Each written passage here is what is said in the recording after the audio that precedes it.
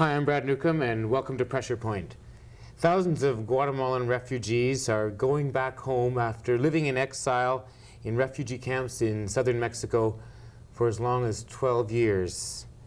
As insurance against the violence that forced them to flee their homeland in the first place, groups of international volunteer peacekeepers are accompanying them back to Guatemala. And the coordination of the Canadian response is called Project Accompaniment. And with me to talk about the Guatemalan return from exile is Pam Cooley, who is the National Coordinator of Project Accompaniment, and Marg Green, who is a member of the Christian Task Force on Central America. Welcome, Pam and Marg. Thank you. Thanks. The first question is, how safe is it for the Guatemalan refugees to go back home at this point in time? It's not very safe at all right now. The situation in Guatemala has not changed since they left. In fact, it's more dangerous because the Guatemalan refugees fled a violence of massacres and devastation, scorched earth policy. In the mid-'80s, they had to get away from that because it's not good in the international community to have all this, and it brought international attention on what's happening in Guatemala. And so they started the violence started more towards individuals and giving messages that way. Now it's going back to the scorched earth policy and the bombing of villages in giving the Guatemalan refugees and the people inside messages that we're still in control, that the army thinks that they're still in control. Okay, if it's not safe, why are refugees returning? I mean, if things have not changed, if there's still military involvement in Guatemala and homes are being burned and animals being destroyed and people forced to flee for their lives, why would people be going back? Well, there's several reasons that they're returning. They've been in Mexico for 12 years. And they have always wanted to go back. They're living, some of them in the same mountain ranges practically, but on the other side of the Mexican border. And they've been away from their homeland with their children growing up there and becoming teenagers. They want them to have their culture. They want them to know their homeland. So there's that kind of internal motivation to go back. Another motivation is that Guatemala would like the rest of the world to think that things have changed, that if the refugees do go back, they can then say everything's fine. So, for foreign aid, for doing business, for the extension of free trade, for everything. So that there has been, there's some pressure put that way in terms of wanting them to repatriate. And does Mexico want them to, would Mexico rather have them stay or return to Guatemala? Well, Mexico would like them to return too. So there's pressure from the international politics then for people to go back. Yes, the situation in Chiapas or in southern Mexico, in the areas where the refugees are right now, the economic situation for the Mexicans as well is very, very difficult. There is absolutely no chance for self-sufficiency it's iffy for the Mexicans themselves, so for the refugees there would be no hope for self-sufficiency. Plus they have their lands back home. They have the right to return.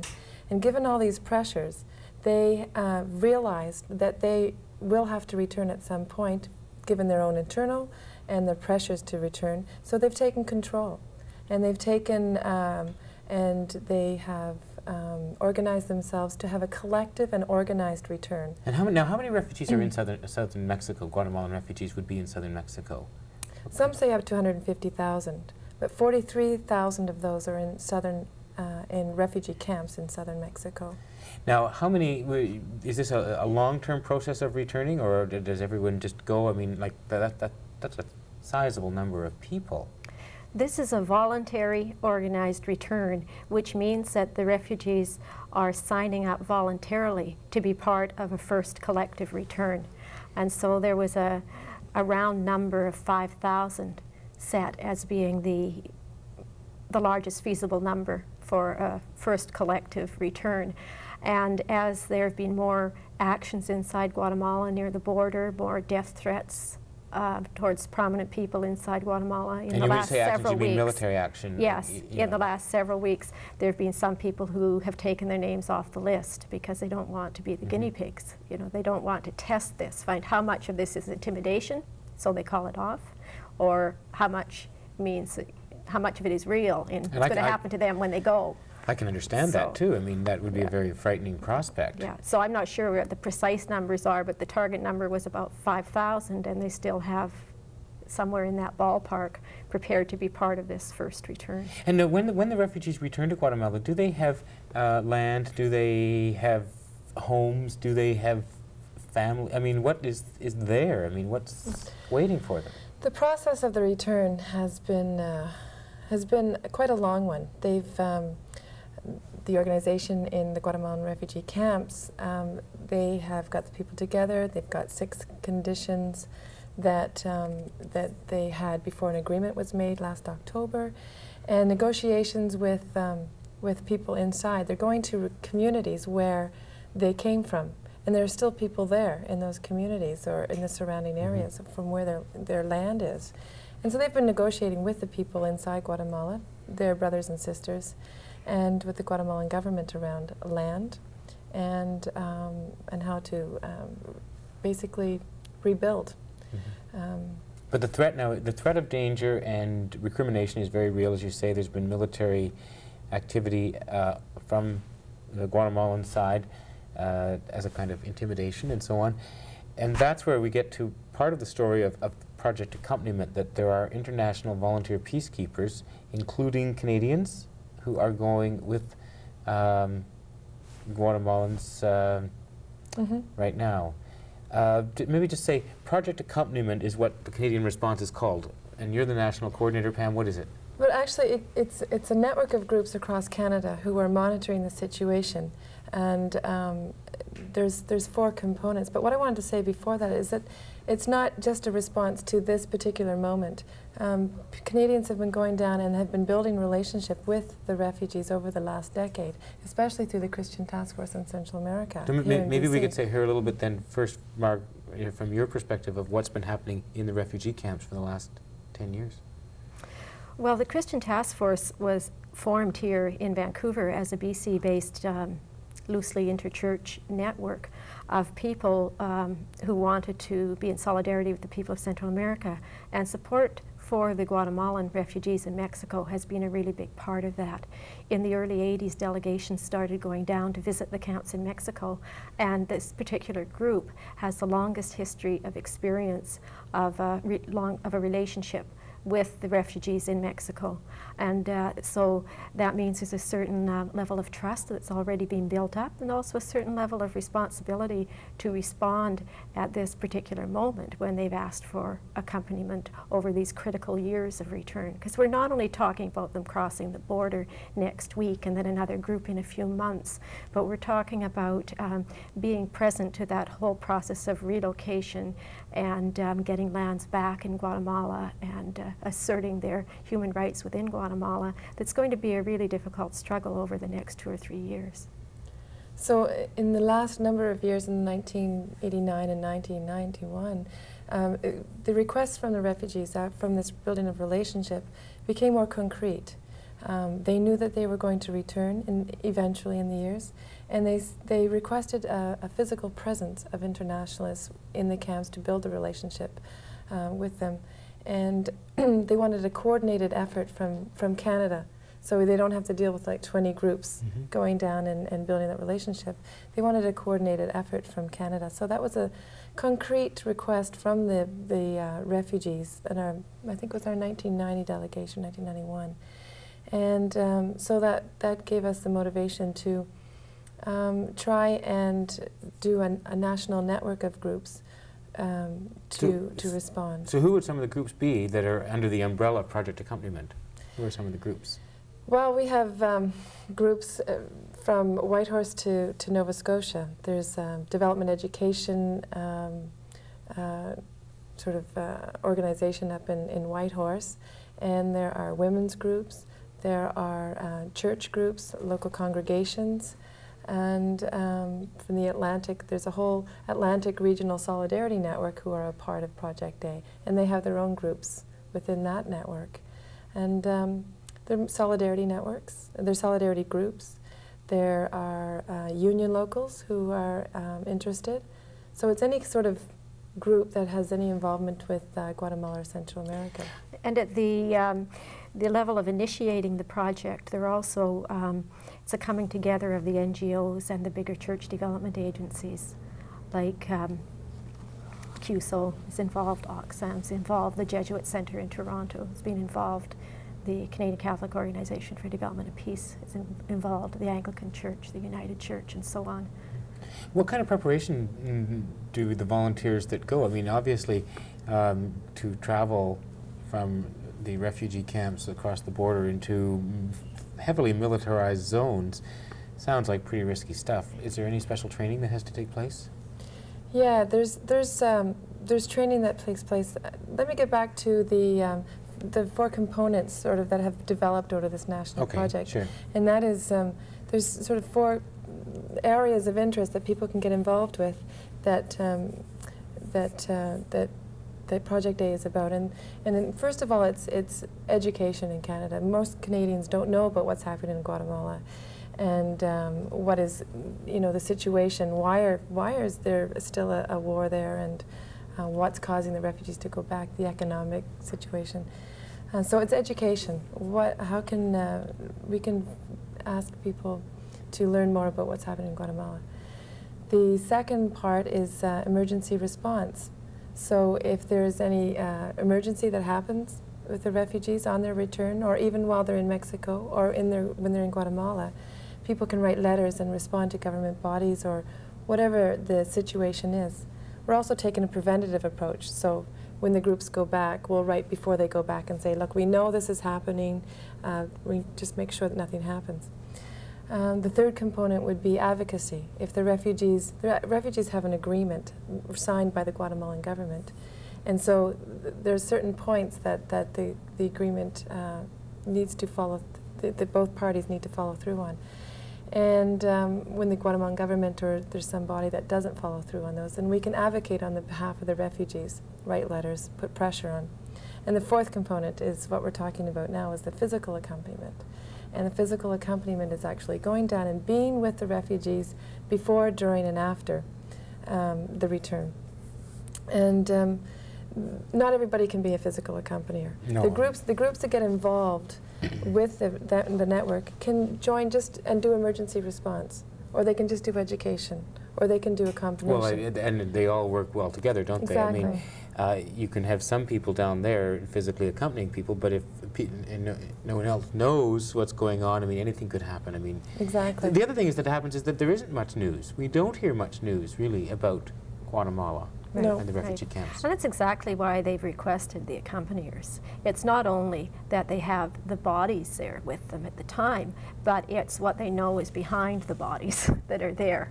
Exactly. That they know that if there are violations, that there will be pressure put on to stick to the agreement by the organizations that have sent the people down, and by their personal networks of support back in whatever country they come from. Because not only Canada that's responding, there's Americans and Germans and people from all over. So who it are truly making is an a international response. gathering. Yeah. So back to my question then about the preparation. I The mean, what kind of training do people just go down and No. and go? There's quite a selection criteria and recruitment. The groups that get involved, they see whether they want to be a part of the physical accompaniment, and if they have somebody within their group that is appropriate, and if someone, it's quite a commitment to take on this part of the project, and it's some of the criteria for people is that they have to speak Spanish, Okay. and so that's one of the criteria that can either say whether a group can do it or not, because if they don't have anybody who speaks Spanish, then it's fine. So and they have to be supported by the group. That's the first level of selection. If they're trusted by your own group, and then they can fill out an application and move on to the training. Once they have someone who's selected, they go to a week-long training, which is quite intensive, and it's a preparation. It's for the trainers and the people who are experienced to see whether this person is appropriate, and for the person themselves to see whether this is something that they want to take on. Now, when you say appropriate, do you mean how one responds in kind of a crisis situation, or how That's one part of it. responds to? Because I mean, we don't have experience in Canada for the most part. I mean, of certainly military, police, and tanks, and planes flying low, and so on. But Pam, you've worked with people who have been in similar situations before to do the training with you, and Yes. have developed role plays that are actually quite realistic, that put people into those simulated situations. So give me an example of a role, like what would be in a role play? Go ahead, you develop them. What would be in a role play? Well, let me give you an example. Sometimes we have what we call mini role plays, and they're called a hassle line. So you have two people standing there, and we give a certain situation, like you're at the border, and someone is harassing you about where your papers and things, and maybe a little bit of physical activity as well, and how you handle it, or maybe somebody's asking you for information that you don't want to give them, and so how you handle it, and how people handle maybe fearful situations, or maybe how they handle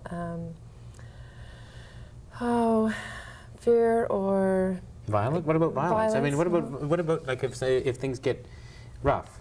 I've seen you do your good cop, bad cop routine. I mean, really, it's quite realistic. Go right up to you and yell at you right in the, Yeah. nose to nose, and has weapons. And I'm, who am I? If You're doing a role play. the possible accompanier, right? Okay, and how I respond when someone has got weapons and they're shouting at me. Yeah. Yeah, I've Something been a like comandante I've played the role of a high-up military person, and I've confronted both refugees and Canadians. I've confronted the refugees in a situation so somebody would be playing, you would be playing in a company. Okay, can you show me right now? Or do you not just want let me explain okay. it. Or just You'd explain be a it, okay. refugee and you would be an accompanier. And what Canadians are supposed to be is being directed. They don't take over. One of the things is So if I was the cultural Canadian and Marg was the refugee. Okay, what I would be testing here is how appropriate are you in terms of being able to take direction from the refugees rather than coming in and taking over in a situation. So the cultural sensitivity. Sometimes Westerners have a hard time taking direction from others, and we want to take over.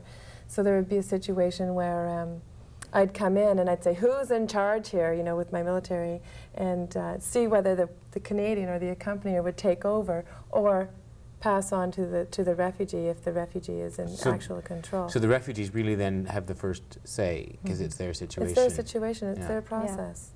Unless there's some agreement beforehand, and this is all what we train people, is that if there's in a situation where the refugee says, in this situation, I want you to take over, then that's appropriate. So when you say physical presence, you're really talking, it really is a physical presence that is there in solidarity and support with the Guatemalan refugees returning home, but not to kind of take charge.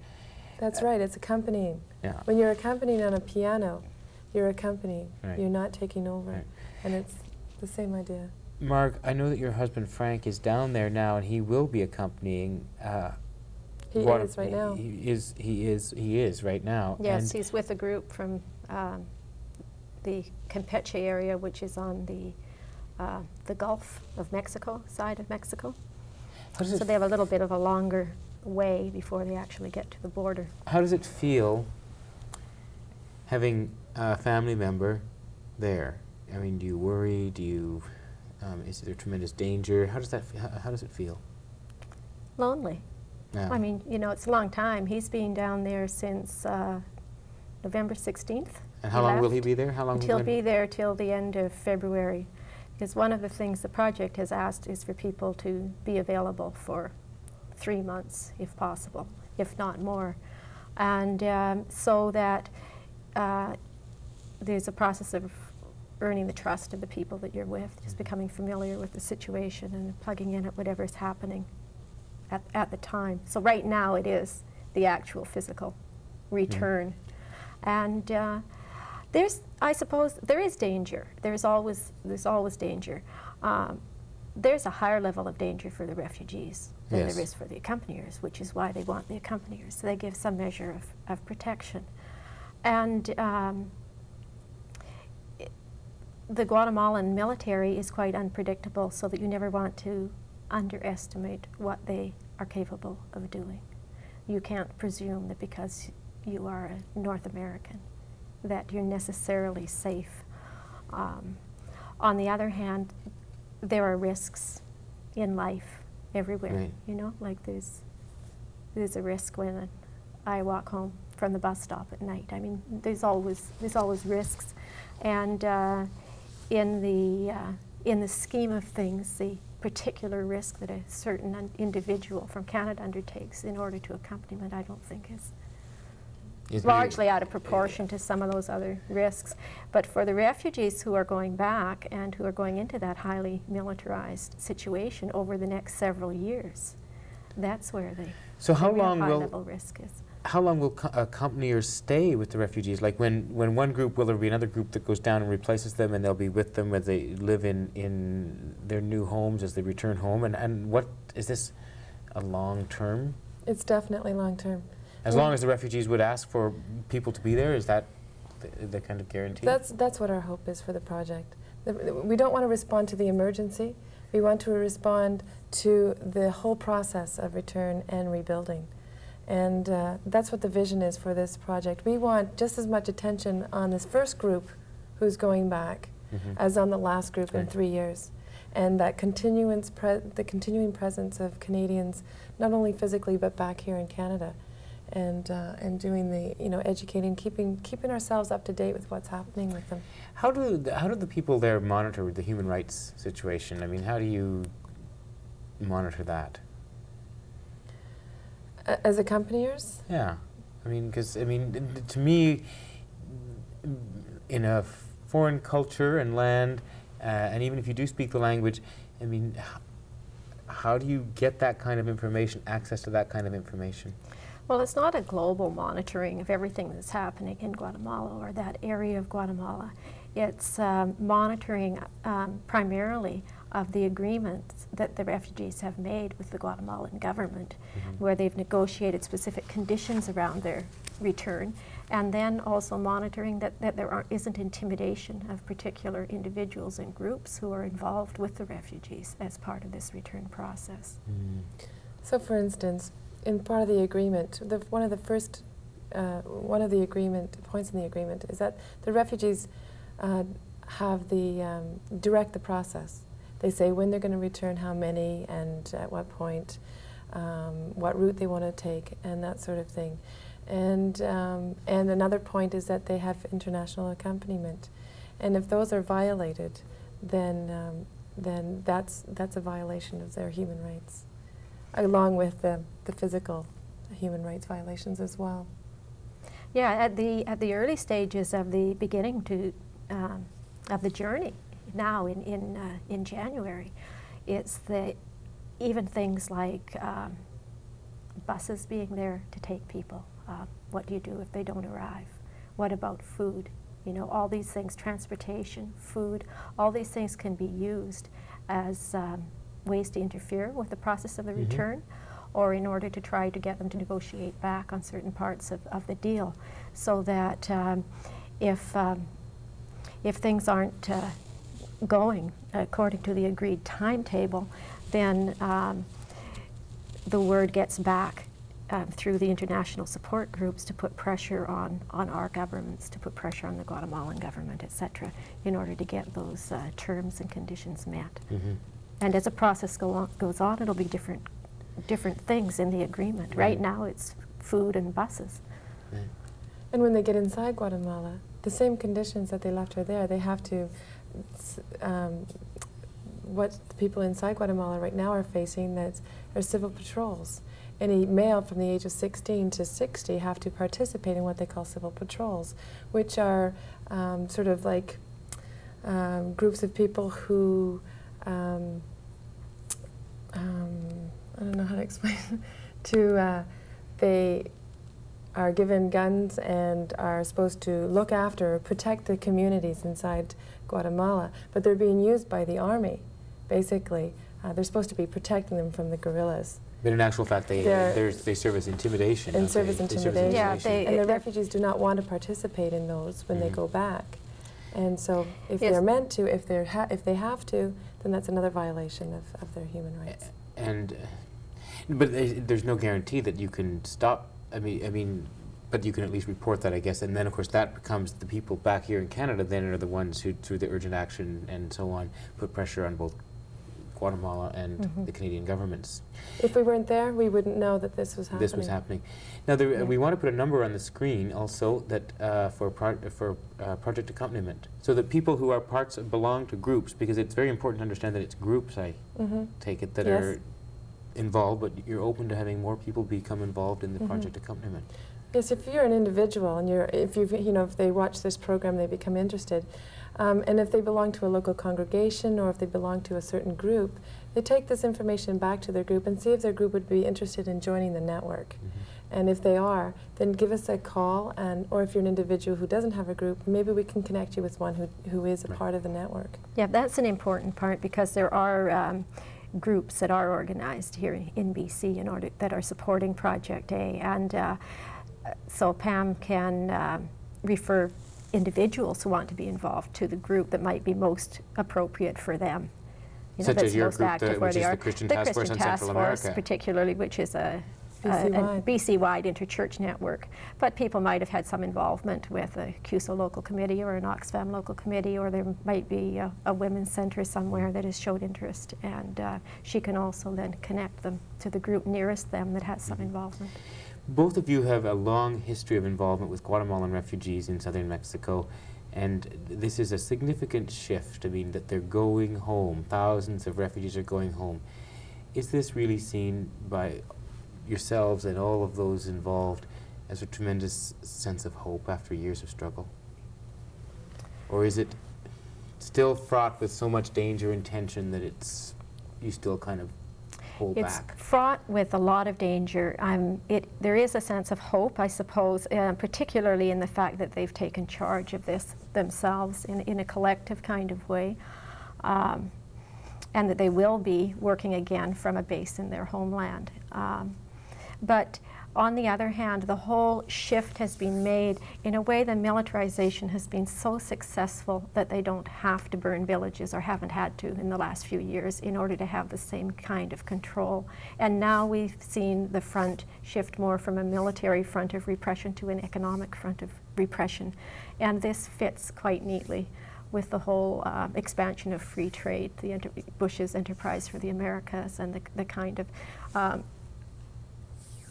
appearance of democratization on the surface, and in the reality still in many countries, particularly in Guatemala, very tight military control, so institutionalized that it doesn't have to be as visible internationally. And in this way, the refugees are less safe. Right. Both Pam Cooley and Marg Green, I want to thank you both for being here, and we'll all be praying for Project Accompaniment.